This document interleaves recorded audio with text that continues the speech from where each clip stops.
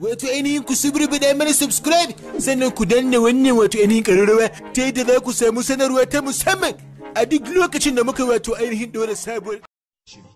To abu na farko a cikin jerin waɗannan abubuwa guda 7 waɗanda ya kamata su zamo sirri naka ko naki shine wani muhimmin abu da kake so ka aiwatar na buri ko muradinka. Ma'ana nan ita ce duk wani muhimmin abu da kake shirin yi to kada ka yi saurin zuwa kana gaya wa mutane ina so zan yi kaza ga abin da nake so na yi, kada ka gaya musu. Idan kana da mage ka koyi darasi daga gare ta, idan ma baka da mage na san ka san ɗabi'a irin ta mage. Ka taba ganin mage za ta yi farautar kadangare ko za ta yi farautar bera ta zo wajen tana kuka ko kuma tana wani motsi tana guje-guje? Kowa ya san cewa sanda take yi a hankali kar a san cewa abin da take so ta yi kenan, sai dai kawai a ga carab ta kama. To kai ma ka zamo haka, kada ka dinga faɗan abubuwan da za ka yi kafin ka yi su, kawai a ga kai. Hakan zai kara maka daraja kuma hakan zai kara maka kima a idan jama'a, sabanin a ce komai za ka yi sai ka faɗa. To idan abin ya zo bai yi ba a koda yaushe sai a daina ganin ma a daina ɗaukar maganganunka da muhimmanci. Hakan sai sa a fara ganin cewa kawai kai dan surutu ne ma baka iya aiwatar da komi. Baya haka kada ka manta da cewa ba kowa ke son nasarar ka ba, haka zalika ba duk wanda yake maka dariya ne yake kaunar ka ba.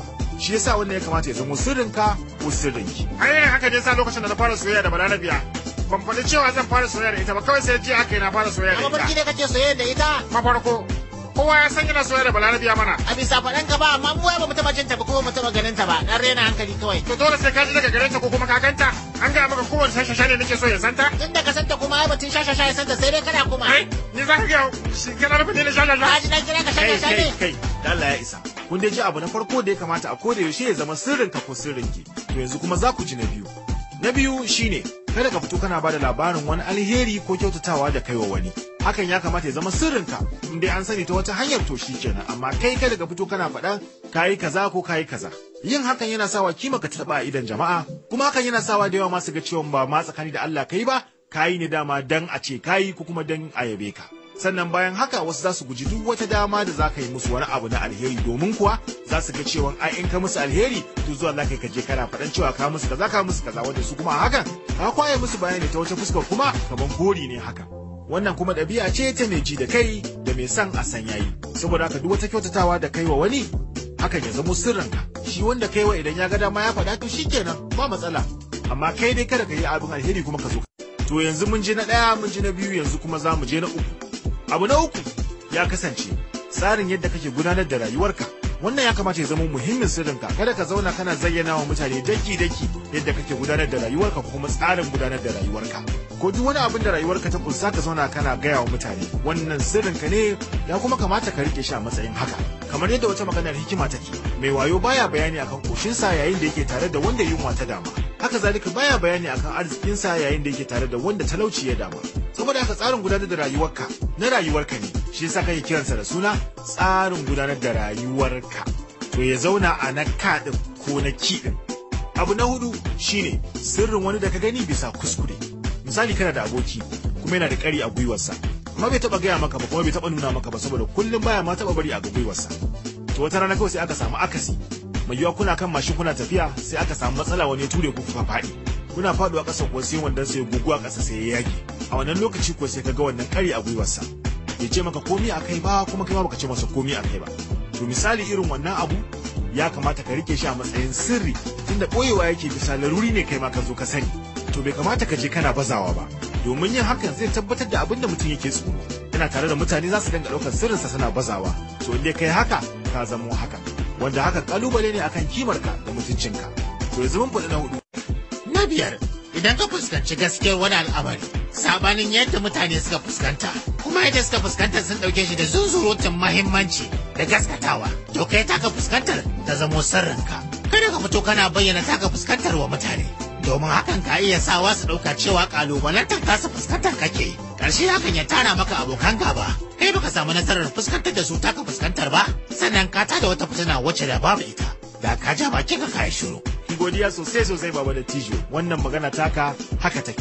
Idan ka fuskanci wani al'amari sabanin yadda mutane suka fuskanta, to wannan ya zama sirrinka, ba sai ka fito ka kalubalanci su kuma yadda suka fuskanci nasu ba. To fafara baban soyayya zan so ka an tayo mana da na shida. To abu na shida ne kamata ya kasance a matsayin sirrinka ko da yaushe shine rikicinku na cikin gida. Kada ka dinga ɗaukar rikicinku na cikin gida kana fitarwa waje kana gaya wa mutane. Asali ba za su iya maka magani ko su fito maka da mafita akan hakan ba. ƙara su kai gaba.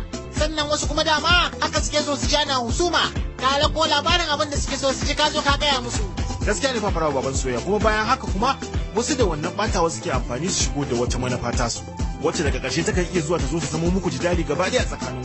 Da akwai lamari da ta faruwa, 'yan uwa ne suka samu matsala akan gado. Ɗaya daga cikin su ya fitar da zancen waje, wani ko da ya ji wannan sai ya amfani da wannan ya ƙara farraka tsakaninsu, ya haɗa wata manakisa, ƙarshen ta da duka kadarorin gado da ake rikici a kai mallakarsa suka dawo. Subhanallah, to kaga irin wannan duka su suka sha ƙasa. Kowa ya rasa, shi kuma ya riba daga matsalarsu. Sosai ma kuwa, yanzu irin wannan su tarin yawa sai ka ga mutane suna zuwa kan Facebook suna ɗora abubuwa da ya kamata ya zama sirrinsu. Sai ka samu matsala da wani ka ɗora a Facebook, ka samu matsala wancan ka ɗora a Facebook, ka zo kana habaici a Facebook, wannan ƙauyanci ne. Kuma wannan rashin sanin ciwon kai ne, kwata-kwata.